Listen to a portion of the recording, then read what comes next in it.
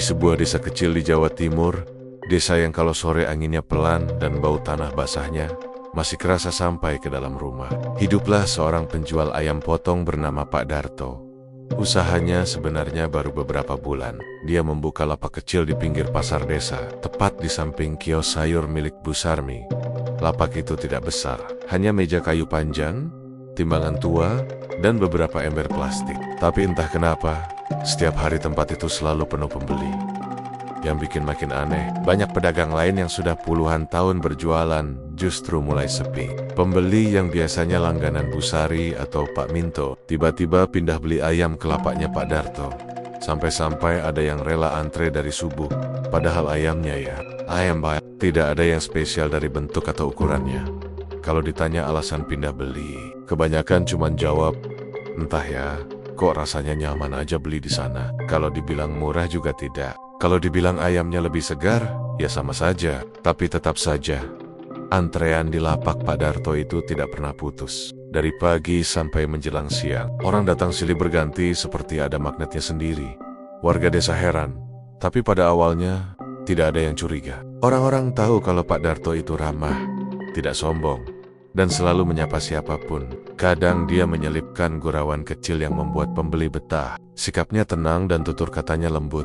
Namun semakin hari, ada satu hal yang bikin warga perlahan merinding. Setiap kali seseorang selesai membeli ayam dari lapaknya, ayam itu selalu berdarah lebih banyak dari ayam normal. Awalnya para ibu-ibu tidak peduli. Mereka pikir ayam yang baru dipotong memang kadang begitu. Tapi lama-lama, jumlah darahnya mulai tidak wajar. Saat plastik dibuka di rumah, darahnya bisa sampai mengalir ke lantai. Warnanya agak lebih gelap, seperti merah kehitaman, dan ada bau logam yang lebih tajam.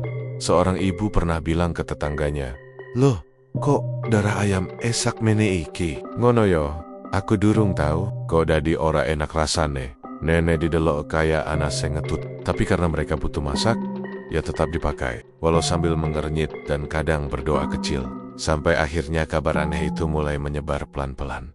Beberapa orang mulai bergumam, "Ayam Pak Darto iki, kok aneh yo? Apa potongannya ora bener? Atau ayamnya sakit?" Namun tidak ada yang benar-benar berani bertanya langsung ke Pak Darto. Selain karena orangnya ramah, pembeli juga merasa aneh. Kalau ingin protes, hati mereka seperti menahan sendiri, seakan-akan ada yang membisikkan dalam kepala. Talisat orang desa tidak sadar, tapi perilaku itu sudah janggal dari awal. Yang paling merasakan kejanggalan justru tetangga dekat Pak Darto, yaitu Bu Sarmi. Rumah mereka bersebelahan, hanya dipisahkan pagar bambu dan beberapa tanaman singkong. Bu Sarmi yang sudah menjanda sejak muda itu dikenal bawel, tapi hatinya baik dan sering menolong tetangga. Dia pula yang sering mengawasi pergerakan tetangga kiri kanannya, entah karena peduli atau karena rasa penasarannya yang tinggi. Orang desa sering bilang, "Halah, Bu Sarmi iku pancen wong seneng merhatiin." Dan kebiasaan memperhatikan itulah yang membuat dia melihat kejadian pertama yang ganjil. Pada suatu malam, sekitar jam 2 pagi, ketika orang lain tidur, Bu Sarmi terbangun karena ingin ke kamar mandi. Saat berjalan melewati jendela depan, dia melihat bayangan seseorang bergerak keluar dari rumah Pak Darto. Awalnya dia kira pencuri, karena jam segitu mana ada orang keluar rumah. Tapi saat ia mengintip dari celah tirai tipis, dia melihat dengan jelas, itu Pak Darto sendiri. Ia mengenakan baju lusuh, sendal jepit, dan tangannya membawa keranjang hitam. Keranjang yang bentuknya bulat lonjong, seperti anyaman. Tapi warnanya hitam pekat, tidak seperti keranjang biasa. Seolah-olah keranjang itu bukan terbuat dari rotan, tapi dari sesuatu yang lain. Yang lebih aneh lagi, cara jalan Pak Darto berbeda dari biasanya. Langkahnya pelan tapi tegap, tidak menoleh ke kiri atau kanan. Matanya menatap lurus ke depan, tidak berkedip. Wajahnya datar, seperti orang tidur sambil berjalan. Bu Sarmi spontan menahan napas. Suara jantungnya terdengar sendiri di kepala. Sangat jelas, Duk. "Dag, loh, kok jam segini tuh Pak Darto?" gumam Bu Sarmi pelan, sambil menahan tirai agar tidak bergerak. Pak Darto berjalan melewati halaman rumahnya, kemudian menuju jalan kecil yang mengarah ke kebun bambu di belakang desa. Kebun bambu itu sudah lama terkenal angker. Orang-orang bilang, di tempat itu sering terdengar suara perempuan menangis, atau suara bambu bersentuhan sendiri meski tidak ada angin. Orang tua dulu selalu memperingatkan, ojo mlebu kebon, pring kono bengi-bengi, akeh sing ngegawen dadak ilang. Artinya kurang lebih, jangan masuk kebun bambu itu malam-malam. Banyak yang hilang tanpa jejak. Tapi malam itu, Pak Darto melangkah ke sana tanpa ragu. Bu Sarmi sebenarnya ingin memanggil, tapi lidahnya keluh, tangannya dingin, bibirnya gemetar. Ada ketakutan yang menekan dadanya, membuat ia hanya bisa berdiri mematung di balik jendela. Setelah beberapa detik yang terasa sangat panjang, Pak Darto hilang di antara gelapnya kebun bambu itu. Bu Sarmi mundur 2 langkah, lalu cepat-cepat menutup tirai. Dia tidak berani membuka lagi. Dalam hati, ia hanya bisa mengatakan amit-amit jabang bayi. Opo iki kok aneh tenan. Ia kembali ke kamar, tapi sulit tidur. Matanya melirik ke pintu setiap kali mendengar suara kecil. Namun, satu hal aneh yang ia sadari malam itu. Angin tidak berhembus, tapi daun bambu berbunyi keras, seperti disapu sesuatu yang lewat dengan cepat. Keesokan harinya, Bu Sarmi tidak menceritakan kejadian itu kepada siapapun. Dia takut dianggap suka gosip atau menuduh orang sembarangan. Tapi sejak malam itu, perasaan ganjil menyelimuti seisi desa. Beberapa orang mulai mimpi buruk, terutama mereka yang sering beli ayam di lapak Pak Darto. Mimpi mereka hampir sama, gelap, dingin, dan ada tatapan dari sesuatu yang berada di balik rumpun bambu. Seorang ibu bahkan pernah membisikkan pada suaminya, "Aku mimpi wong wadon gadek nang tengah kebon pring, rambutnya dawa banget. Macana ning kok rasane. Aku tahu ndelok sadurunge." Suaminya hanya menyuruhnya istighfar. Hari berikutnya, suasana desa mulai berubah. Kambing milik Pak Rebo ditemukan mati dengan mata melotot. Kucing-kucing desa sering mengeong ke arah kebun bambu, seolah melihat sesuatu yang tidak terlihat manusia. Anak-anak kecil tidak lagi berani main petak umpet di dekat sana. Padahal dulu itu tempat favorit mereka. Kalau sore menjelang maghrib, warga menutup pintu lebih cepat. Bau aneh seperti anyir darah dan bunga busuk kadang tercium dari arah jalan setapak menuju kebun bambu, membuat orang yang melintas mual tiba-tiba. Di pasar, para pedagang mulai saling berbisik, "Kowe ngerti ora? Ayam Pak Darto saiki laris banget." "Ya tapi aku tak belen radio ranowani." "Kok iso? Rasane kayana sing gawe aku takut rek." Bisikan itu menyebar, tapi anehnya tetap saja pembeli mendatangi lapaknya. Bahkan ketika mereka sendiri merasa tidak nyaman, kaki mereka seolah mengarah sendiri, seperti ada sesuatu yang mendorong mereka untuk datang. Pada suatu pagi, saat pasar baru buka, seorang pembeli terkejut ketika melihat meja potong Pak Darto basah oleh darah yang jumlahnya tidak wajar. Bukan basah sedikit, tapi benar-benar seperti diguyur. Warnanya gelap, kental, dan mengalir pelan ke bawah meja. Tapi ketika ditanya, Pak Darto cuma tersenyum. "Ah, biasa Bu, ayam hari ini banyak." Tapi tatapan matanya kosong. Senyumnya kaku, tidak seperti biasanya. Pembeli itu merinding sendiri, tapi tetap membeli ayam dari situ. Beberapa orang, terutama laki-laki tua yang sudah lama tinggal di desa, mulai berfirasat buruk. Mereka merasakan hawa yang berubah. Angin dari arah kebun bambu terasa dingin, lebih dingin dari biasanya. Bahkan pada siang hari pun, bambu-bambu itu terlihat seperti bergerak pelan sendiri. Salah satu di antara mereka, Pak Broto, pernah berkata lirih sambil melihat ke arah lapak Pak Darto, "Ana sing ora beres iki, kok ra ono sing nyadar yo." Namun tidak ada yang benar-benar berani bicara lebih jauh. Manusia memang sering begitu, takut mencurigai hal yang sebenarnya sudah mereka rasakan, dan malam demi malam berlalu dengan keanehan yang semakin pekat. Pernah suatu kali, seorang pemuda pulang larut dan melewati depan rumah Pak Darto. Ia melihat pintu rumah itu terbuka sedikit, dan dari dalamnya terdengar suara seperti bisikan perempuan. Tapi suara itu tidak seperti manusia biasa, lebih panjang, lebih berat, dan seperti berasal dari jauh. Ya, seperti suara dari balik tanah. Pemuda itu langsung lari. Waktu terus berjalan, tapi perubahan paling besar justru dirasakan Bu Sarmi. Beberapa hari setelah melihat Pak Darto keluar jam 2 pagi, ia mulai sering mendengar suara dari arah pagar bambu rumahnya, seperti sesuatu yang merayap perlahan. Kadang terdengar seperti benda keras diseret, kadang terdengar seperti nafas orang, tapi terlalu dekat dan terlalu panjang. Ketika ia mengintip dari celah pagar, Tidak ada apa-apa, tapi setiap kali itu terjadi, bulu kuduknya berdiri. Suatu malam ia merasa ada yang memperhatikan dari luar jendela. Saat ia memberanikan diri melihat, ia hanya melihat bayangan panjang, terlalu panjang untuk manusia. Dan sejak malam, ia melihat Pak Darto pergi ke kebun bambu. Warga desa mulai merasakan perubahan aneh. Ayam yang mereka beli terasa seperti membawa energi yang berat. Beberapa orang merasa pusing setelah memasaknya. Seekor ayam yang baru disembelih bisa mengeluarkan darah yang jumlahnya sama seperti ayam hidup. Tetapi tidak ada yang benar-benar berani menghubungkan itu dengan Pak Darto. Sampai akhirnya, satu kalimat kecil yang berbisik dalam hati setiap orang perlahan muncul. Kayaknya ada yang ikut dari kebun bambu itu. Dan tak ada yang tahu bahwa malam ketika Bu Sarmi melihat Pak Darto membawa keranjang hitam itu, itulah awal dari malapetaka besar yang akan melanda seluruh desa. Sejak kejadian aneh di malam ketika Bu Sarmi melihat Pak Darto berjalan ke kebun bambu dengan keranjang hitamnya, suasana desa semakin terasa berat. Orang-orang yang biasanya cerewet di pagi hari, kini lebih banyak diam. Para ibu yang biasa bergosip di teras rumah mereka, kini lebih sering menutup pintu dan hanya saling menyapa sekilas. Warga mulai merasakan sesuatu yang tidak bisa dijelaskan. Semacam hawa gelap yang duduk di punggung desa, menunggu waktu untuk turun. Dan pada suatu siang yang mendung, di warung kopi milik Pak Broto, 3 orang lelaki tua desa sedang duduk sambil menyeruput kopi hitam. Mereka adalah orang-orang yang terkenal paling lama tinggal di desa.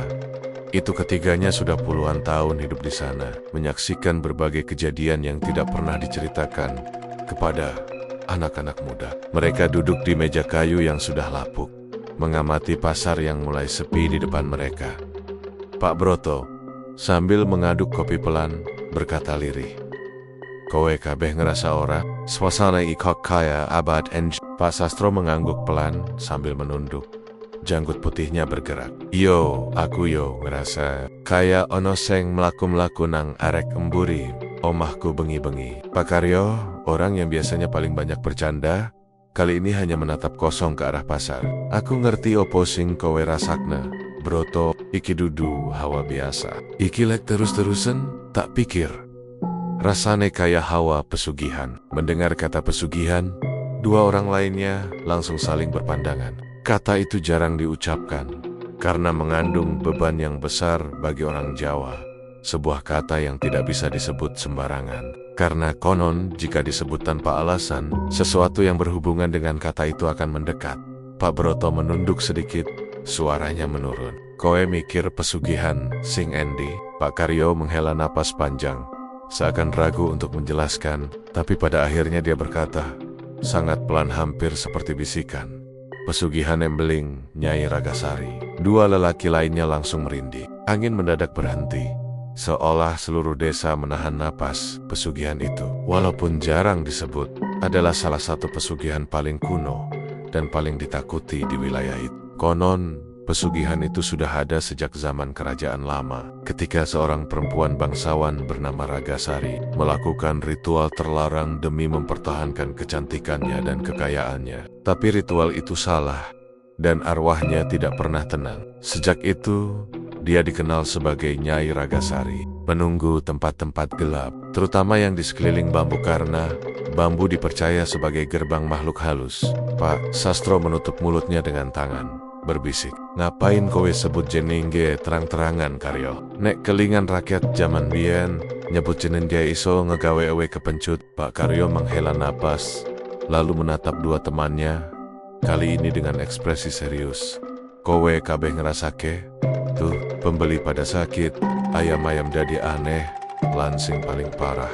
Wong-wong ora iso nyingkir lek wes pengen tuku nang lapake Pak Darto." Ketiga orang itu diam, tidak ada yang menyela. Karena apa yang dikatakan Pak Karyo benar, hampir semua orang merasa dibimbing untuk mendekat ke lapak Pak Darto, seolah ada sesuatu yang mendorong. Secara halus dalam pikiran mereka, Pak Broto sambil melirik ke arah lapak Pak Darto yang ramai, padahal sudah siang, berkata lirih, "Tanda nepado, persis kayak krito pesugihan kui." Semua mata mengarah ke kerumunan pembeli di depan lapak ayam itu. Lalu mereka kembali menatap satu sama lain, saling bertanya dalam diam, apakah mungkin Pak Darto bener-bener masuk ke pesugihan itu. Tak ada yang berani menjawab. Namun malam harinya, desas-desus itu mulai menyebar dari mulut ke mulut. Tidak keras, tidak jelas, hanya sekadar bisikan yang berpindah dari rumah satu ke rumah lainnya. Orang-orang tidak memfitnah, tapi mereka hanya merasa ada kesamaan antara kejadian desa akhir-akhir ini dengan cerita-cerita yang mereka dengar dari kokek nenek mereka dulu.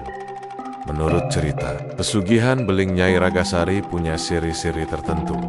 Ciri pertama, orang yang mengambil pesugihan itu akan sering terlihat membawa keranjang hitam, sebuah wadah khusus yang dipercaya menjadi tempat Nyai Ragasari menitipkan sesuatu.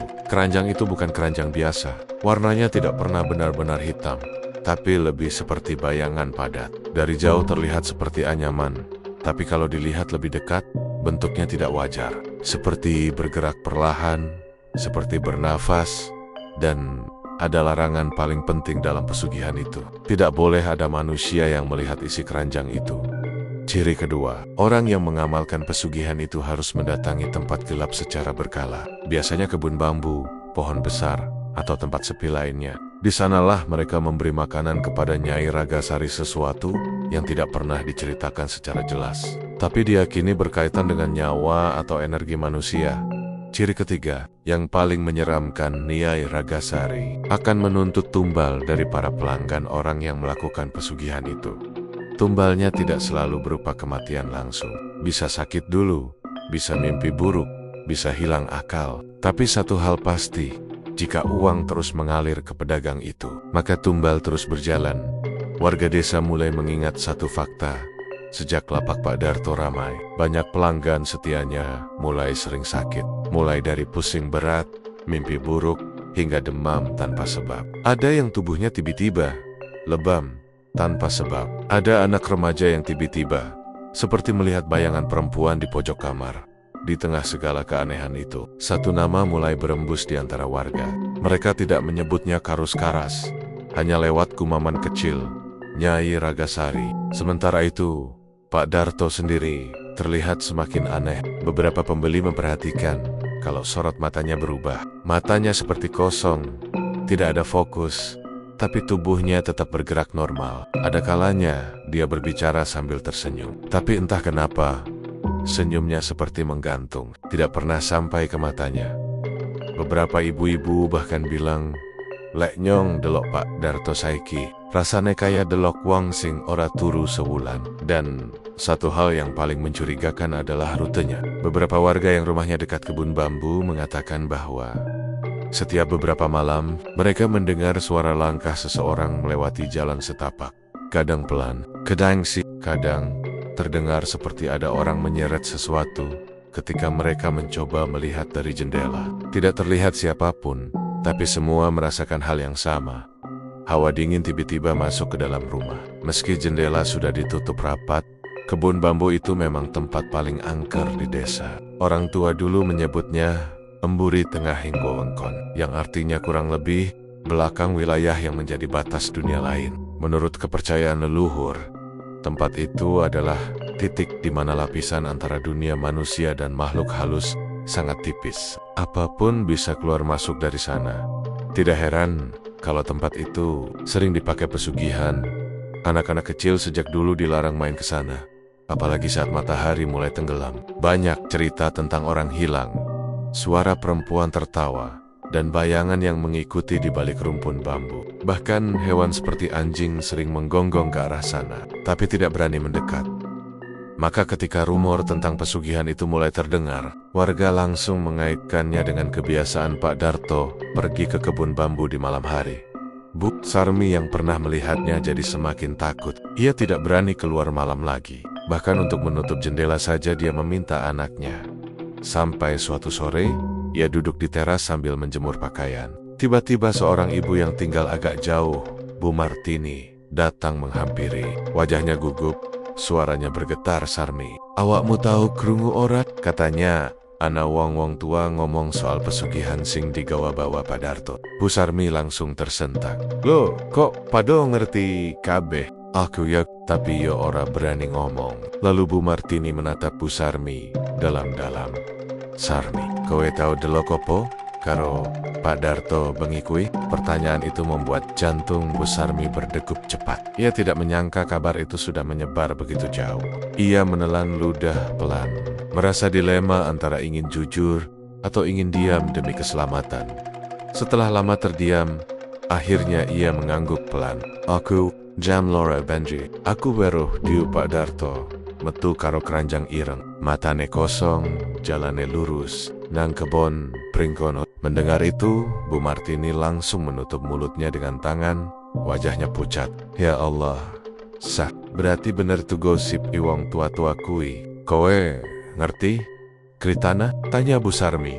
Bu Martini mengangguk. Aku pesugihan beling Nyai Ragasari kui, pesugihan paling tuek di Jawa Timur.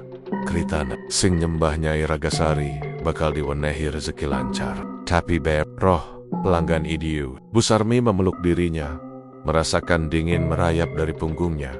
Wah, nenek pancen ngono. Terus awak dewe kabeh iki piye? Wong kabeh wes tau tukunen kono. Kata-kata itu seperti tamparan kenyataan. Hampir setiap warga desa pernah membeli ayam di lapak Pak Darto. Kalau rumor itu benar, berarti mereka semua berada dalam ancaman. Malam harinya, angin berhembus lebih kencang dari biasa. Rumpun bambu bergesekan kuat, menimbulkan suara kresek-kresek yang panjang dan tidak enak didengar. Udara terasa lebih dingin. Lampu-lampu rumah berkelip-kelip seolah ada sesuatu yang melintas di depan mereka. Dan di antara suara gesekan bambu itu, beberapa warga bersumpah mendengar suara perempuan tertawa pelan, tapi jelas, dan berasal dari arah kebun bambu itu. Warga mulai sadar bahwa apa yang mereka bicarakan siang tadi bukan sekadar rumor kosong.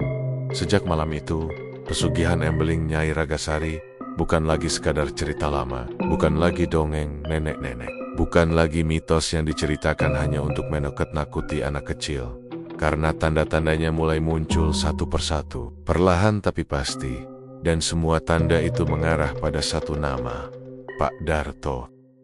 3 minggu setelah lapak ayam potong milik Pak Darto mendadak ramai seolah diserbu rezeki tak masuk akal. Perubahan ganjil mulai terasa pelen-pelen di desa itu. Awalnya tidak ada yang mengaitkan apapun dengan ayam potong, apalagi pesugihan. Orang-orang hanya berpikir sedang musim sakit, tetapi gejalanya terlalu janggal, terlalu serupa, dan datang terlalu berbarengan untuk dianggap kebetulan belaka. Korban pertama adalah Bu Minah, pelanggan setia sejak hari-hari pertama toko ayam itu buka. Ia dikenal lincah, cerewet, dan selalu kelihatan sehat. Namun satu malam, ia menggigil hebat di dalam rumahnya. Suaminya mendapati tubuhnya panas tinggi, tetapi wajahnya justru pucat kebiruan, seperti orang yang baru keluar dari tempat yang sangat dingin. Yang paling mengerikan, ketika suaminya menyentuh leher istrinya, ia melihat ada bekas memar panjang seperti jari panjang, tipis, dan posisinya melingkar dari bawah, rahang sampai pangkal tengkuk. Bekas itu seolah genggaman makhluk yang tidak punya batas manusia. Bu Minah tidak bisa tidur. Setiap kali matanya tertutup sebentar, ia langsung mengigau. Tubuhnya menegang, dan mulutnya memanggil satu nama dengan suara lirih Ragasari. Ojo ndemek aku. Suaminya tertegun. Ia tidak pernah mendengar nama itu. Ia mencoba membangunkan istrinya, tetapi Bu Minah seperti sedang terkunci dalam mimpi buruk yang tidak bisa ia keluarkan. Tubuhnya menggeliat, napasnya berat, dan sorot matanya seperti melihat sesuatu yang tidak ada di ruangan itu.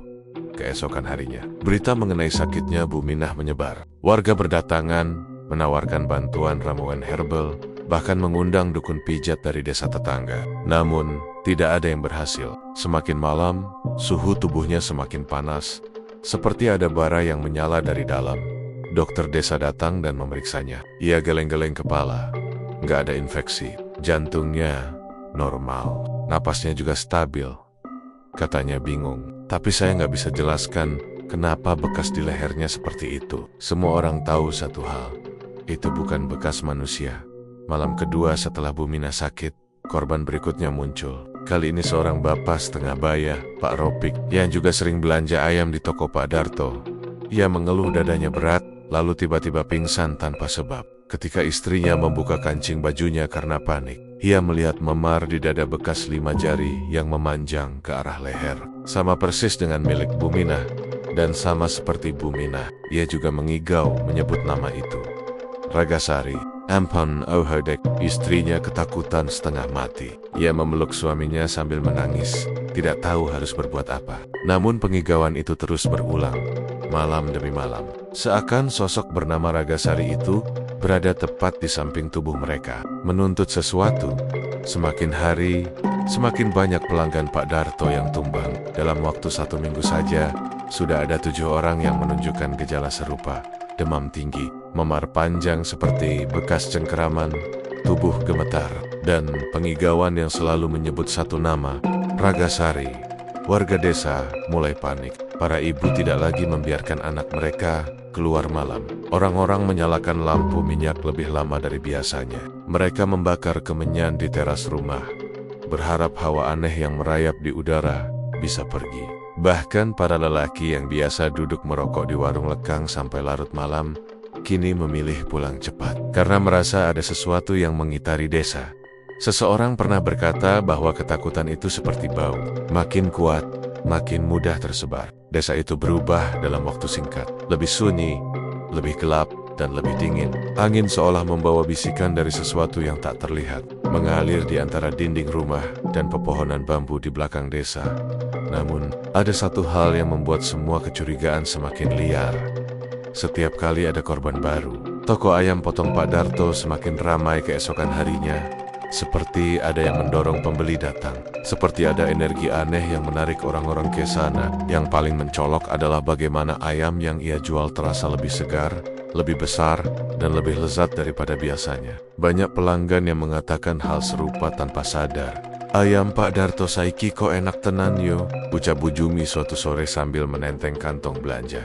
Tapi ketika salah satu pemuda desa mendengar ucapan itu, ia justru merinding. Seolah ada seseorang yang sedang bermain di balik layar, memindahkan sesuatu dari satu tempat ke tempat lain. Pemuda itu bernama Randy. Randy adalah anak dari Pak Seno, salah satu pelanggan setia Pak Darto dan kini menjadi salah satu korban yang sakit. Ayahnya semula hanya demam ringan, tetapi dalam 2 hari, kondisinya memburuk sampai napasnya serasa berat seperti ditindih seseorang. Dan sama seperti korban lainnya, ia mengigau, "Ragasari, jangan tarik aku." Randy tidak tahu nama itu. Ia bertanya kepada ibunya, tetapi ibunya hanya geleng kepala. Wajahnya ketakutan. "Ayahmu gak pernah ngomong soal siapa-siapa. Aku gak ngerti, Ndik." "Ra ngerti, bla." Randy menatap ke arah pintu kamar ayahnya yang terbuka sedikit. Dari dalam terdengar suara napas tersengal, bercampur sesekali dengan suara gumaman yang tidak jelas. Randy merasa bulu tengkuknya berdiri. Ia bukan anak penakut, tapi sejak kejadian itu, setiap malam ia merasa rumahnya dihuni sesuatu yang tidak seharusnya berada di dunia nyata. Ia mulai memperhatikan satu hal yang aneh. Setiap kali ayahnya mengigau keras, lampu rumah berkedip pelan. Angin masuk dari celah jendela, meskipun jendela ditutup rapat. Dan kadang-kadang ia mendengar suara langkah pelan dari arah belakang rumah. Langkah yang tidak pernah ia dengar sebelumnya. Suatu malam, ketika ayahnya kembali meronta, seperti ketakutan, Randy mencoba memegang tangan ayahnya, dan ia terpaku. Tangan ayahnya dingin. Sanggot, bukan dingin orang sakit biasa. Dingin seperti baru diangkat dari dasar sumur yang gelap. Randy menggigil. Ia menarik tangannya perlahan, tetapi tubuh ayahnya tetap bergetar. Matanya menggulung ke atas, mulutnya terbuka sedikit, seolah melihat sesuatu yang berdiri tepat di samping ranjang. "Ragasari, aku wis bayar." Kata-kata itu membuat Randy menahan napas. Ayahnya tidak pernah bicara tentang hutang apapun, tidak pernah bicara soal pesugihan atau ritual apapun. Ia orang yang lurus, bekerja keras, dan tidak pernah punya masalah dengan siapapun. Namun, kata bayar itu membuat Randy berpikir, "Bayar apa? Kepedas." Randy tidak bisa tidur malam itu. Ia duduk di samping ayahnya sambil memegang ponsel, mencoba mencari informasi tentang nama Ragasari di internet. Tapi, tidak ada hasil. Ia menelusuri situs-situs lama, blog, forum, bahkan tulisan horor dari berbagai sumber. Tidak ada satupun yang menyebutkan nama itu. Namun ketika ia mengetik "Embeling Nyai Raga", ponselnya tiba-tiba mati sendiri. Padahal baterainya masih 70%. Randy tertegun. Ia mencoba menyalakannya lagi, Ponsel menyala sebentar, lalu mati lagi. Ia merasakan hawa dingin merambat di punggungnya. Ruangan tiba-tiba terasa lebih gelap, lebih sunyi. Seolah ada yang menunggu ia memahaminya lebih jauh. Di tengah keheningan itu, Randy mendengar suara gesekan di lantai, seperti kain yang terseret pelan. Ia menoleh ke arah pintu kamar, tapi tidak ada siapa-siapa. Lalu suara itu terdengar lagi. Lebih seolah sesuatu sedang merangkak dari ruang tengah menuju kamar ayahnya. Randy berdiri. Jantungnya berdetak cepat. Ia menahan napas sambil meraih gagang pintu perlahan. Ketika ia membuka pintu sedikit, ia melihat lorong rumahnya gelap total, kecuali cahaya samar dari lampu dapur yang berkedip-kedip. Di lantai, ada jejak basah memanjang dari arah ruang dapur menuju ruang keluarga. Jejak itu seperti tetesan air, tapi warnanya terlalu gelap seperti campuran lumpur dan darah. Randy memicingkan mata. Jejak itu mengarah ke depan rumah, lalu berbelok ke pintu belakang. Ia menelan ludah. Dalam hati ia bergumam, "Iki opo, Tu Gusti." Ia mengikuti jejak itu perlahan. Langkahnya berat. Setiap hembusan napasnya terdengar di antara denging sunyi malam. Saat ia tiba di pintu belakang, jejak itu berhenti tiba-tiba. Seolah makhluk itu menghilang begitu saja. Tapi ketika Randy memegang gagang pintu, ia merasakan hawa dingin yang menusuk telapak tangan. Dinginnya tidak masuk akal, seperti memegang besi yang disimpan di dalam kulkas selama berjam-jam. Ia menarik tangannya cepat. Terkejut, tiba-tiba dari dalam kamar ayahnya terdengar suara teriakan.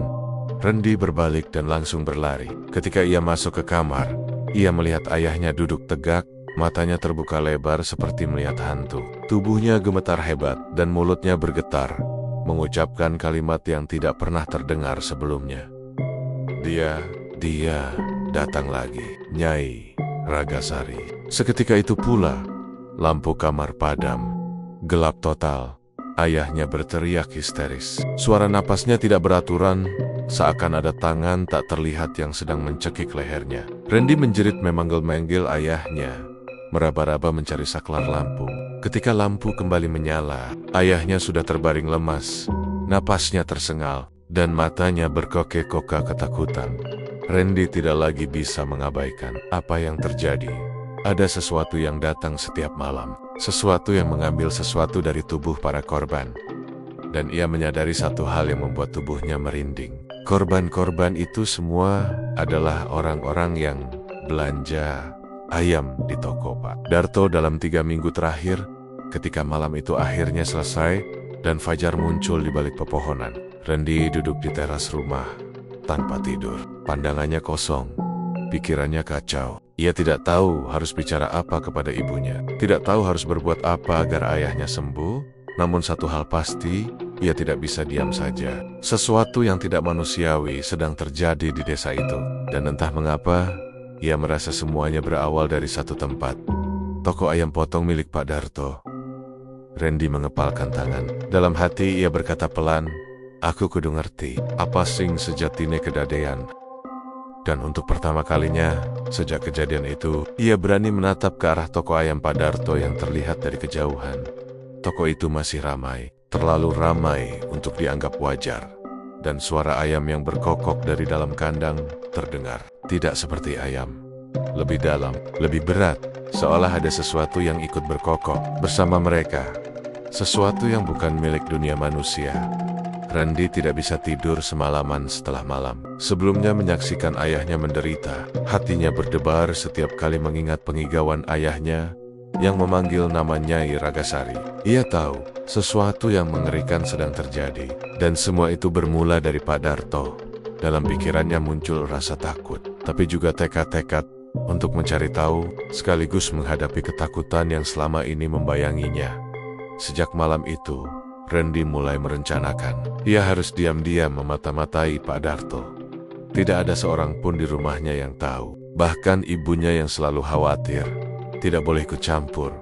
Karena Randy tahu, jika ibunya mengetahui rencananya, dia pasti melarang dengan keras. Ia tidak peduli. Ia merasa, jika tidak bertindak sekarang, lebih banyak orang akan menjadi korban. Malam pertama pengintaian terasa normal. Randy duduk di balik semak dekat jalan setapak, yang mengarah ke kebun bambu. Mata dan telinganya berusaha menangkap setiap gerakan. Jam di tangannya menunjukkan pukul 2 dini hari. Waktu yang sama ketika Bu Sarmi pernah melihat Pak Darto keluar rumah. Tapi malam itu, tidak ada apapun. Angin pelan, daun bambu bergesekan lembut, tetapi tidak ada suara langkah kaki atau gesekan keranjang. Malam kedua pun sama, biasa saja. Rendi mulai merasa kecewa. Apakah ia terlalu takut? Atau apakah cerita orang-orang tua hanyalah mitos? Ia menutup matanya sejenak, mencoba menenangkan diri. Tapi hati kecilnya tetap merasakan ada yang tidak beres. Lalu datanglah malam ketiga. Malam yang mengubah hidupnya selamanya. Jam menunjuk pukul 2 tepat. Dari balik jendela rumahnya, Rendi melihat bayangan berjalan pelan di jalan depan. Pak Darto muncul. Persis seperti yang dilaporkan Bu Sarmi. Baju lusuhnya tertata rapi. Sendal jepitnya hampir tidak bersuara ketika menapak di tanah basah. Tangannya menggenggam keranjang hitam. Matanya kosong, tatapan lurus ke depan, seakan tidak melihat dunia di sekelilingnya. Rendi menelan ludah. Tubuhnya otomatis menunduk ke balik semak, berusaha menyembunyikan diri. Ia menahan napas, tapi suara jantungnya begitu keras, hingga terasa seperti ingin memberitahu Pak Darto bahwa ada pengintai. Pak Darto melangkah ke arah kebun bambu. Udara malam itu dingin luar biasa. Rumpun bambu bergesekan, menimbulkan suara kresek-kresek yang menakutkan. Angin membawa aroma tanah basah dan bau anyir yang samar. Rendi merasa bulu kuduknya berdiri. Setelah beberapa menit berjalan, Pak Darto berhenti di sebuah titik yang sebelumnya tak pernah ia perhatikan. Tempat di tengah kebun bambu, di mana pepohonan rapat membentuk semacam lingkaran gelap. Ia menurunkan keranjangnya dan membuka tutupnya perlahan. Rendi menahan napas, matanya melebar. Dari dalam keranjang muncul sesuatu yang membuat darahnya beku. Sebuah tangan perempuan, sangat pucat, hampir tembus cahaya bulan, dengan kuku panjang berwarna merah kehitaman yang seolah baru dicelupkan ke darah. Tangan itu bergerak perlahan, kemudian menggenggam lengan Pak Darto dan menariknya sampai Pak Darto sujud di tanah. Dari dalam keranjang terdengar suara perempuan, lembut tapi menusuk tulang. "Darto, sudah ada tumbal baru. Ambil nyawanya malam ini." Rendi hampir menjerit, tetapi lidahnya terasa keluh. Suara itu seakan masuk langsung ke dalam kepala, berbisik, menembus pikirannya. Tubuhnya gemetar. Ia merasa seperti ingin pingsan, tetapi secara refleks, ia tetap menempel di semak. Berusaha tidak terlihat, Pak Darto mengangkat kepala. Suaranya gemetar, hampir pecah. "Nyai Ragasari, mohon, jangan minta lagi. Saya sudah kasih banyak." Suara itu membuat Rendi menahan napas lebih keras. Seolah ia ikut mendengar langsung suara lembut, namun dingin itu menembus dirinya. Nyai Ragasari tertawa. Suaranya mirip tangisan perempuan sekaligus tawa lirih, mencekam, menusuk dan berulang. "Kalau kau berhenti, kau yang akan kuambil." Rendi menunduk, tubuhnya spontan bergetar. Ia ingin menjerit, tetapi takut tertangkap. Ia menelan ludah, mencoba mengatur napas agar tetap pelan. Malam itu, kebun bambu terasa hidup, bernafas, dan memerangkap semua yang ada di dalamnya. Rendi merasa ada tatapan tak terlihat menembus pepohonan, menelusuri setiap celah daun bambu. Seolah tahu persis ia berada di sana. Pak Darto menangis pelan, tangannya masih memegang keranjang, tubuhnya menggigil, suaranya nyaris tak terdengar. Aku sudah memberi banyak. Tolong, jangan." Lalu tangan pucat dari keranjang itu bergerak, menepuk pundaknya dengan perlahan. Tetapi setiap sentuhan terasa menusuk ke tulang. Suara Nyai Ragasari terdengar lagi, seperti berputar-putar di kepala Rendi. "Kau belum membayar cukup." "Tidak cukup." Rendi ingin lari, tetapi kakinya terasa berat, seolah menempel di tanah. Jantungnya berdetak cepat, hampir pecah. Ia tidak bisa berbuat apa-apa selain menonton adegan mengerikan itu. Tubuh Pak Darto gemetar hebat, sujud terus di tanah. Wajahnya tertunduk, dan sesekali tangannya menempelkan kepala di keranjang hitam seolah ingin memohon belas kasihan. Udara malam itu semakin dingin. Bahkan bagi Rendi yang sudah terbiasa dengan angin malam desa, bau anyir yang aneh semakin pekat. Rendi menutup hidungnya, tetapi tetap saja aroma itu masuk, menusuk hingga ke kepala. Dalam keheningan itu, Rendi melihat sesuatu yang membuatnya ternganga. Bayangan-bayangan samar mulai muncul di sekeliling kebun bambu. Bentuknya seperti perempuan-perempuan, rambut panjang, tubuh tipis, bergerak pelan. Mereka menatap Pak Darto, beberapa memegang keranjang kecil, beberapa hanya berdiri menatap kosong. Tapi semuanya membuat bulu kuduk Rendi meremang. Suara Nyai Ragasari terdengar lagi, lebih keras. Ini tumbalmu. Ambil, atau aku yang akan ambil. Pak Darto menundukkan kepala, tangannya gemetar.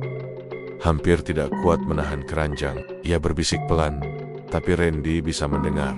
Saya mohon, saya sudah kasih semua yang bisa saya kasih. Tiba-tiba, dari dalam keranjang muncul cahaya merah tipis. Tangan pucat itu merayap keluar, menempel di tanah, lalu perlahan naik ke udara, seperti meraba-raba. Bayangan-bayangan di sekelilingnya bergerak semakin dekat, dan Rendi merasakan hawa yang semakin menekan. Ia hampir tidak bisa bernapas. Udara seolah menjadi berat, menempel di paru-parunya, membuatnya sulit menarik napas. Ia ingin berteriak, tetapi lidahnya seakan membeku dalam kegelapan itu. Ia mendengar suara lain, suara orang tua, hampir seperti bisikan dari masa lalu. Atiat Nyai Ragasari ora bakal lali, sing wis mbayar bakal tetap ana. Rendi menelan ludah, tubuhnya gemetar hebat. Ia tahu, apa yang dilihatnya bukan sekadar mimpi atau ilusi. Ini Nyai Ragasari memang ada, dan Pak Darto sudah terjerat di dalamnya. Tangan pucat itu kemudian menutup kembali ke dalam keranjang. Suara tawa lirih terdengar satu kali terakhir, lalu menghilang. Pak Darto tetap sujud, tubuhnya gemetar. Napasnya terengah-engah. Ia menutup keranjang hitam perlahan, berdiri, dan berjalan pulang tanpa menoleh ke belakang. Rendi terpaku di semak. Jantungnya berdetak seperti ingin meledak. Tubuhnya basah oleh keringat dingin. Ia merasa hampir kehilangan kesadaran. Tetapi ia tahu satu hal. Malam itu, ia telah menyaksikan rahasia paling mengerikan di desa ini. Rahasia yang selama ini hanya dibisikkan orang tua. Tentang pesugihan embeling Nyai Ragasari. Ia merunduk di balik semak, menahan gemetar, dan berbisik pelan pada dirinya sendiri. Aku kudu ngerti. Opo sing sejatine kedadean. Opo sing kudu tak lakoni supaya ora kabeh wong mati. Ketika Rendi akhirnya pulang ke rumahnya, ia menyadari bahwa malam itu bukan sekadar peringatan. Itu adalah permulaan dari sesuatu yang lebih gelap, lebih dalam, dan lebih berbahaya. Sesuatu yang tidak akan berhenti sampai Nyai Ragasari puas. Atau sampai semua orang yang terlibat dalam pesugihan itu menjadi tumbal di dalam kamar. Rendi duduk di sudut sambil menatap jendela. Cahaya bulan temaram menembus daun bambu. Bayangan malam terasa hidup, bergerak perlahan siala memati-mati setiap gerakan di dalam rumah. Hanya satu hal yang Rendi tahu, ia tidak bisa diam, dan besok atau malam berikutnya, ia harus kembali ke kebun bambu. Tetapi kali ini, ia tahu, ia tidak hanya mengintai, ia harus bersiap menghadapi sesuatu yang bahkan pikirannya pun tidak bisa bayangkan. Sesuatu yang berhubungan dengan roh, kematian, dan pesugihan kuno yang terkutuk. Sesuatu yang telah lama menunggu untuk menagih hutangnya.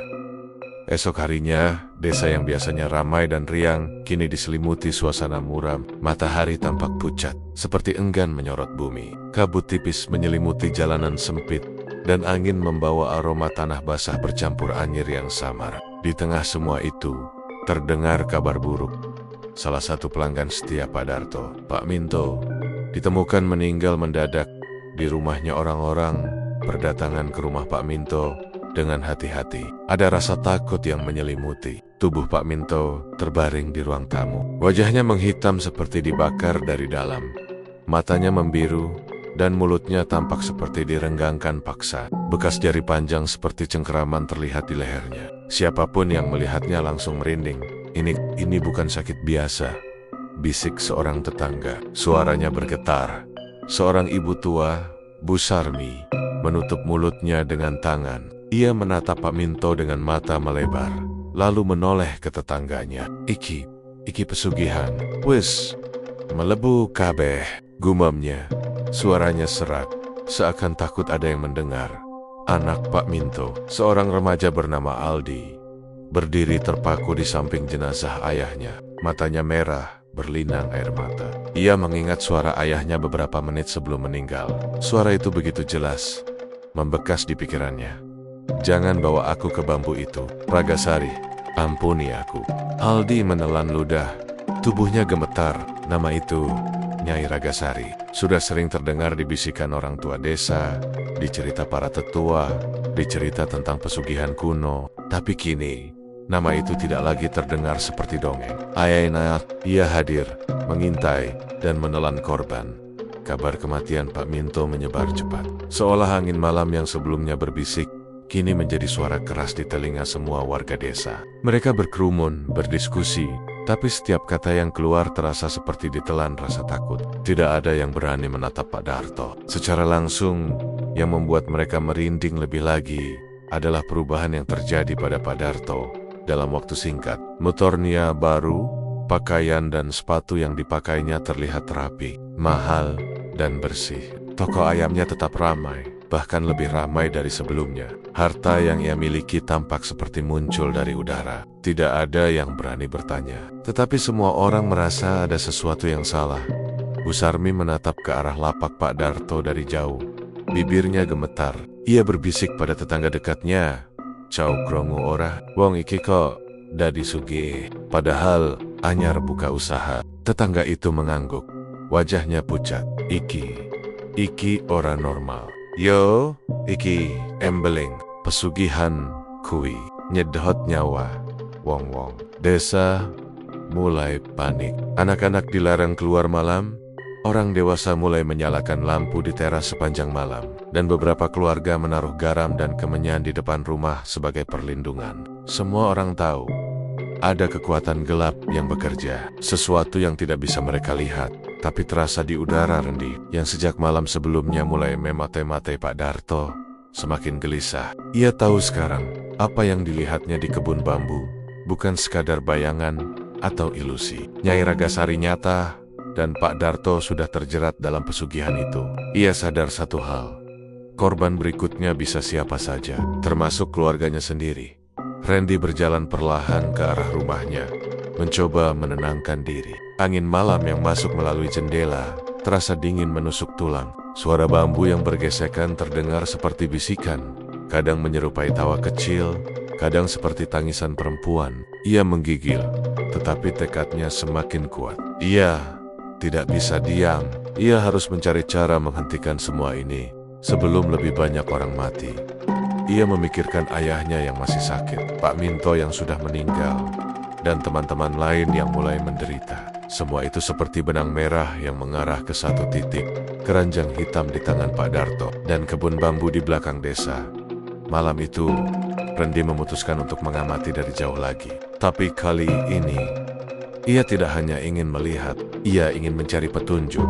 Sesuatu yang bisa menjelaskan mengapa Pak Darto harus menyerahkan tumbal manusia. Ia menunggu di tepi kebun bambu, bersembunyi di balik semak. Dengan mata menatap gelapnya pepohonan, jam menunjukkan pukul 2 dini hari. Dari kehan, terdengar suara langkah ringan. Pak Darto muncul, lagi-lagi membawa keranjang hitamnya. Matanya kosong, senyum tipis, berjalan seperti orang yang dikendalikan.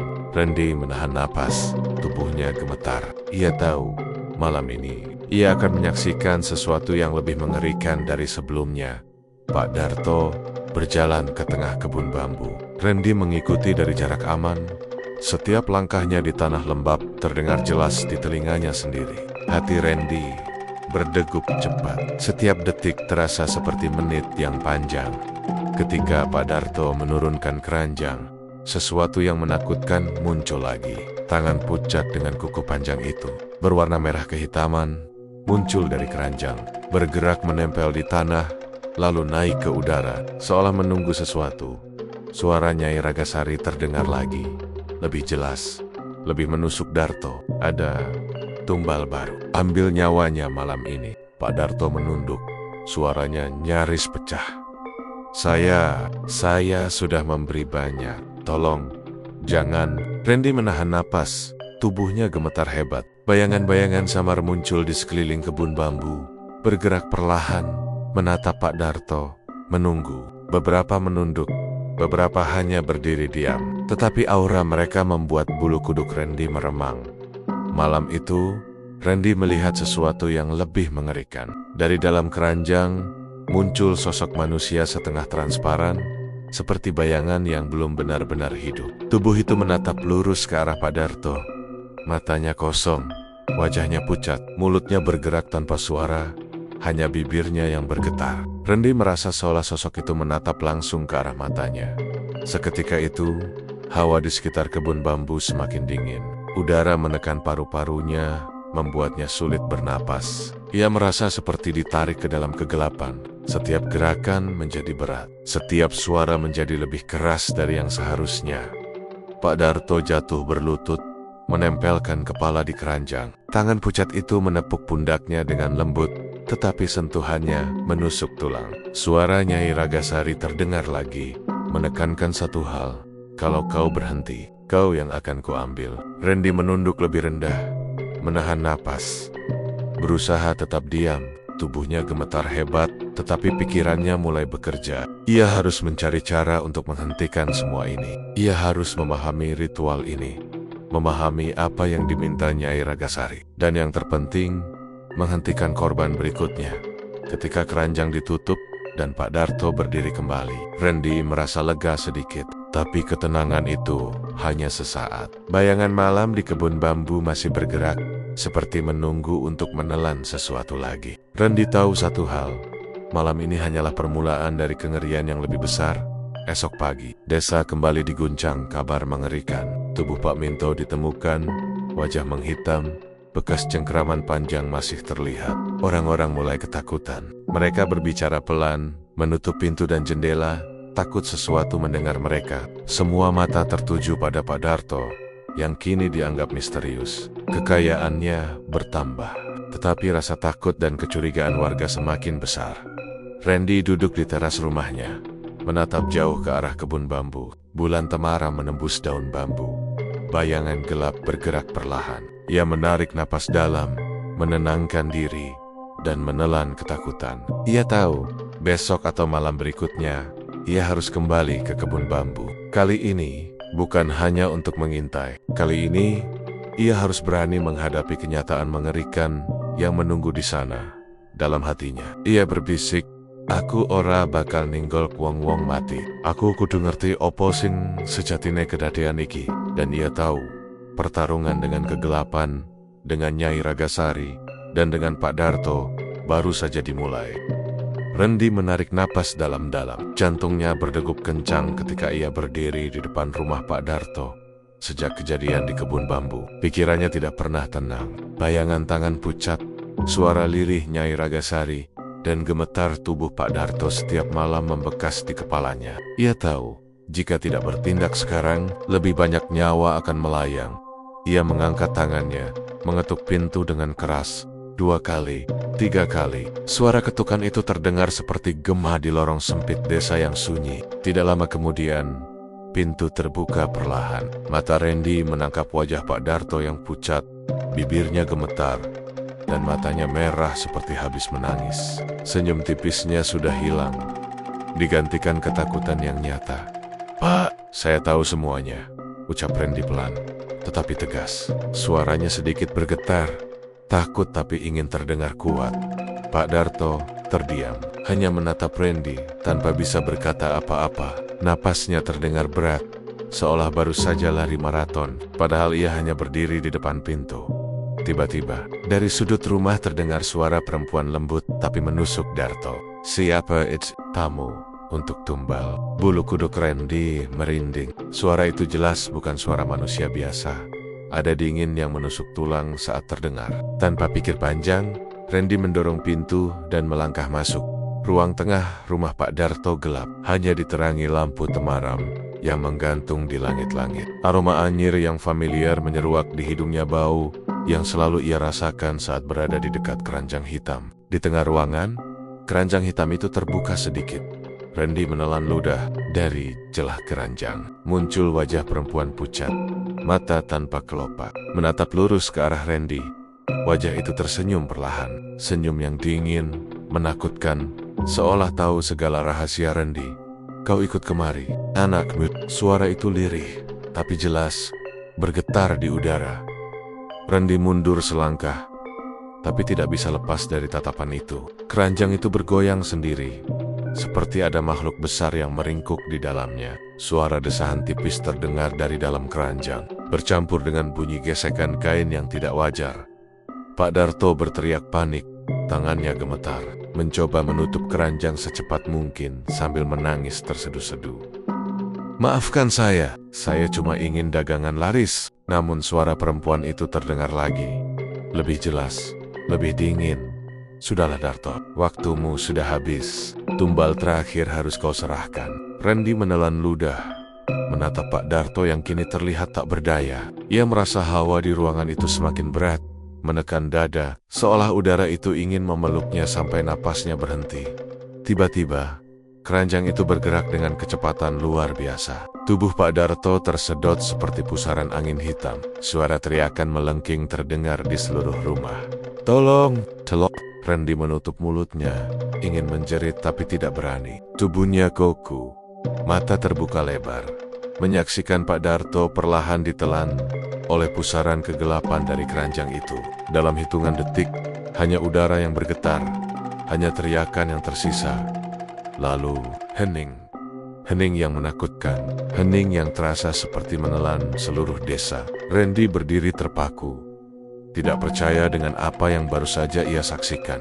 Tubuhnya gemetar hebat, keringat dingin membasahi punggungnya. Bau anyir yang menusuk hidungnya tiba-tiba hilang, digantikan dingin menusuk yang lebih pekat.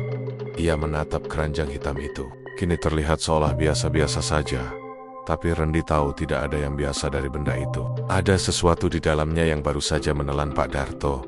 Dan Randy tahu, apapun itu, ia bukan lagi dunia manusia. Tiba-tiba, suara lirih terdengar lagi, memantul di dinding rumah. "Anak muda, kau telah datang. Kau tahu, semua akan mengikuti." Randy menelan ludah. Ia menyadari, ia bukan hanya menghadapi Pak Darto. Ia kini berhadapan langsung dengan Nyai Ragasari. Sosok yang selama ini hanya dibisikkan, kini nyata di depannya. Randy mundur, menabrak kursi, tetapi tidak terjatuh. Napasnya tercekat, tubuhnya gemetar hebat, tetapi pikirannya mulai bekerja. Ia tahu, ia harus tetap tenang jika ingin selamat. Jika ia panik, ia akan menjadi korban berikutnya. Tiba-tiba, dari keranjang itu, muncul tangan pucat lagi. Kali ini lebih besar, menempel di lantai, lalu perlahan naik ke udara. Tangan itu menunjuk Randy, seakan menandai dia sebagai target berikutnya. Randy menutup mata, mencoba menenangkan diri. Ia ingat semua cerita orang tua desa tentang pesugihan embeling Nyai Ragasari. Tumbal terakhir harus dibayar, dan siapapun yang mencoba menghentikannya akan ikut terseret. Ia menarik napas panjang, membuka mata perlahan, dan berbisik pada dirinya sendiri. "Endik, kuduani, ora kena mundur saiki. Iki mungkasi kabeh." Keranjang itu bergetar hebat. Dari dalam terdengar suara perempuan menjerit dan tertawa sekaligus, memekakan telinga. Rumah terasa bergetar. Randy merasa lantai di bawahnya seperti bergerak, seperti gelombang energi gelap yang merambat ke seluruh tubuhnya. Ia melangkah maju, walau kakinya berat. Ia tahu, hanya dengan menghadapi langsung, ia mungkin bisa menemukan cara untuk menghentikan kutukan itu. "Tolong, aku tak ngerti opo sing kudu tak lakoni. Tapi aku ora bakal ngecul ke wong-wong mati maneh," serunya. Suaranya bergetar tapi jelas. Suara itu membisu beberapa detik, dan udara di ruangan menjadi sangat dingin.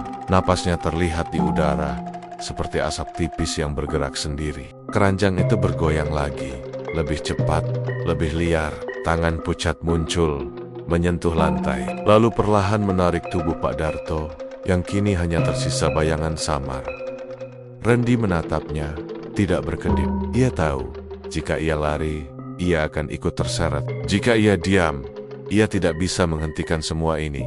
Pak Darto menjerit lagi. Suara melengking, kemudian hilang seketika, ketika tubuhnya tertelan sepenuhnya oleh keranjang. Randy menelan ludah. Suasana rumah menjadi sunyi, terlalu sunyi. Angin malam seolah berhenti. Daun bambu di luar rumah tidak bergerak, dan cahaya lampu temaram bergoyang pelan, menciptakan bayangan yang menakutkan di seluruh dinding. Tiba-tiba, suara lirih terdengar lagi, lebih dekat, di telinganya sendiri.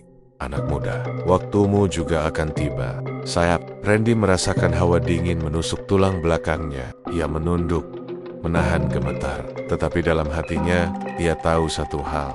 Ia tidak bisa mundur. Ia harus memahami Nyai Ragasari, memahami cara kerja pesugihan ini, dan menemukan cara untuk menghentikannya sebelum tumbal berikutnya jatuh ke orang yang ia sayangi. Ia menatap keranjang hitam itu sekali lagi. Kali ini, lebih lama. Bayangan di dalam keranjang seakan menatap balik, tersenyum, dan mengakui keberanian Randy. Hening lagi. Hening yang menakutkan. Suasana begitu sunyi, hingga Randy bisa mendengar detak jantungnya sendiri. Dan udara malam yang menusuk ke paru-parunya. Ia tahu, malam ini hanyalah permulaan. Pertemuan dengan Nyai Ragasari telah dimulai. Dan siapapun yang terjerat pesugihan itu akan sulit lepas selamanya. Randy menelan ludah, menunduk sebentar, lalu berbisik, "Ndik, iki durung rampung. Nanging aku ora bakal ngeculka. Aku bakal ngerti lan lindungi wong-wong." Malam itu, Randy meninggalkan rumah Pak Darto dengan perasaan campur aduk, takut, cemas, tapi juga tekad membara. Ia tahu, besok malam, atau mungkin malam berikutnya, ia harus menghadapi sesuatu yang lebih gelap, lebih menakutkan, dan jauh lebih berbahaya dari apa yang pernah ia lihat. Randy jatuh terduduk dengan tubuh bergetar hebat. Seluruh ruangan seperti berputar di sekelilingnya, dan ia hanya bisa menahan napas yang terasa semakin berat di dada. Keranjang hitam yang tadi menelan Pak Darto, kini diam. Tidak ada suara, tidak ada gerakan, seolah benda itu kembali menjadi keranjang biasa. Namun, Randy tahu, benda itu tidak pernah biasa. Benda itu adalah mulut dari sesuatu yang jauh lebih gelap. Udara di rumah terasa pengap. Lampu gantung yang temaram bergoyang pelan, seolah diaduk oleh angin yang tidak terasa di kulit. Bayangan di dinding bergerak sendiri, tidak mengikuti arah cahaya. Dan dalam beberapa detik, Randy merasa seperti ada puluhan mata mengawasinya. Napasnya tercekat saat mendengar suara kecil, lirih, sangat pelan. Seperti desahan napas dari dalam keranjang. Randy menatapnya tanpa berkedip. Tutup keranjang bergerak sedikit, seperti membuka mata. Napasnya tertahan. Ia ingin bangkit, lari, berteriak, apa saja, tapi tubuhnya seperti membeku. Pelan-pelan, tutup keranjang itu terangkat sendiri. Tidak ada tangan yang mendorong, tidak ada angin, tidak ada gerakan lain. Hanya tutup itu yang naik perlahan. Dan kemudian, dari dalam kegelapan keranjang, muncul wajah pucat Nyai Ragasari. Wajah itu keluar setengah badan, seolah tubuhnya masih tertahan di dunia lain. Rambutnya panjang dan kusut, jatuh menjuntai hingga lantai seperti untaian rumput laut hitam. Kulit wajahnya seperti lilin yang diseret keluar dari air dingin. Matanya kosong, tidak berkedip, seperti melihat sesuatu yang jauh di balik tubuh Randy. Mulutnya bergerak tanpa suara pada awalnya, hanya membuka dan menutup seperti ikan mati. Tapi kemudian, suara itu muncul. Suara yang membuat kaca jendela bergetar. Suara yang membuat jantung Randy serasa diremas. Dari dalam, Darto sudah lunas. Tapi, tumbalnya belum lengkap. Satu lagi, kata-kata itu menggema. Bukan hanya di telinga, tapi juga di kepala. Seolah suara itu berbicara dari dalam pikiran Randy sendiri. Ia merasa tengkuknya dingin sanggot dingin, seperti ada embun beku yang menyentuh tulang belakang. Randy merangkak mundur, tangannya gemetar. Kakinya berusaha mendorong tubuhnya menjauh. Ia menggeser pantatnya di lantai, tetapi lantai rumah seperti menahan tubuhnya agar tidak bergerak cepat. Setiap gerakan, sekecil apapun seperti tertahan. Randy menelan ludah sambil bergumam pelan, "Gusti, tulung Nyai Ragasari keluar sedikit lagi dari keranjang." Kali ini terlihat dadanya. Namun, tubuhnya seperti tidak berbentuk manusia sepenuhnya. Ada bagian yang tampak seperti tulang memanjang, dan bagian lain yang berdenyut seperti jaringan hidup.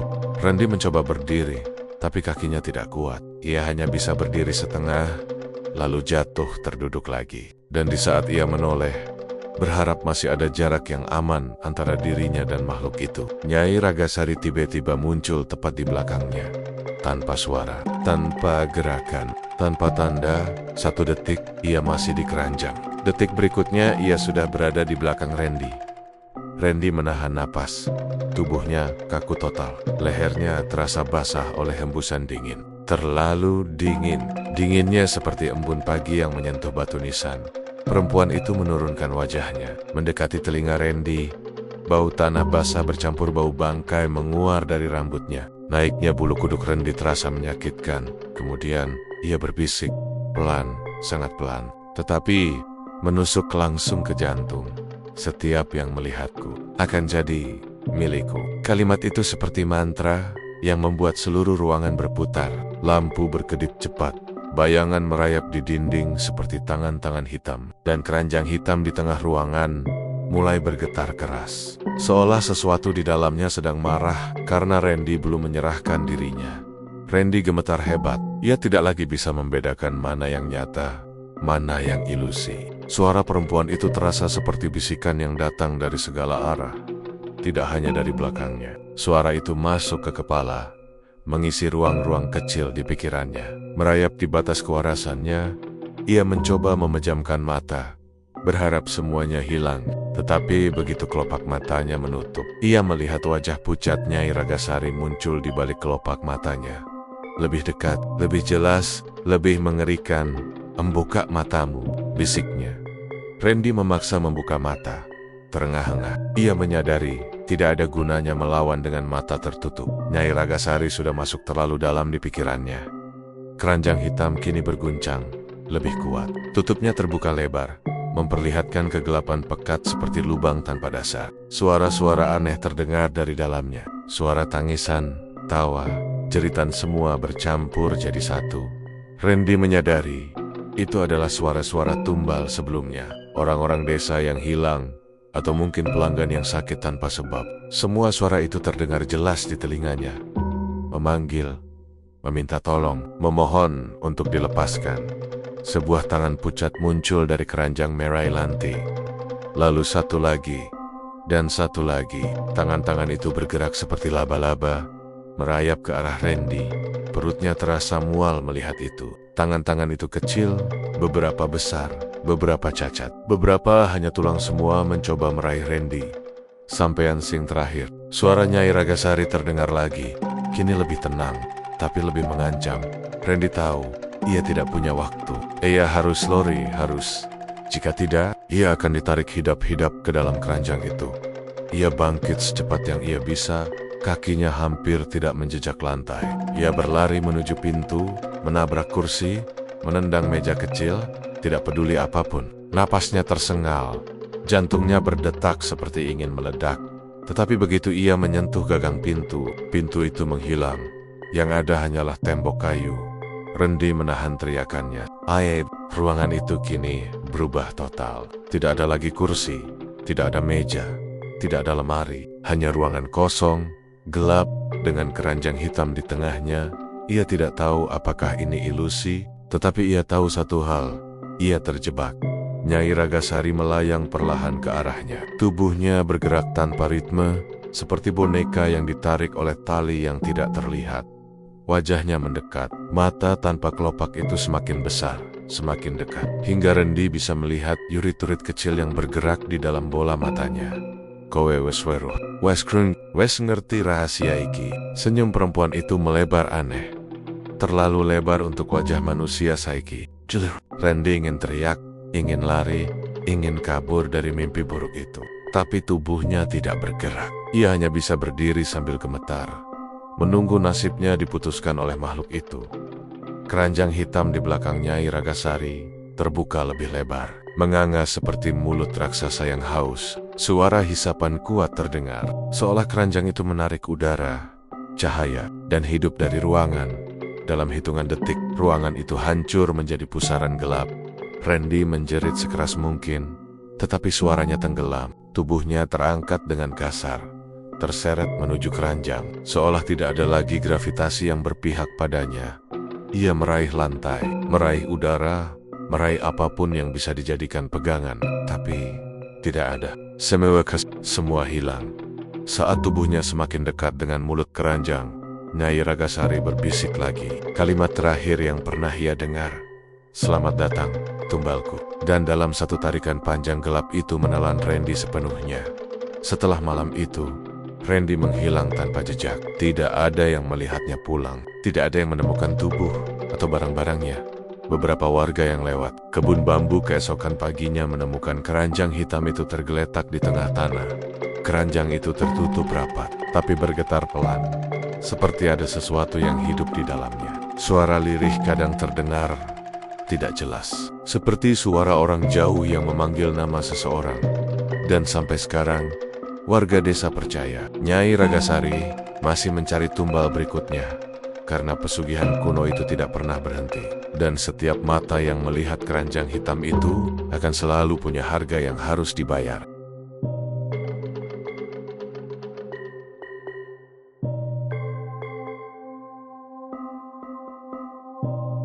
Dan begitulah Winggetters, kisah malam ini telah usai. Semoga kalian menikmati setiap ketegangan dan misteri yang telah kita selami bersama.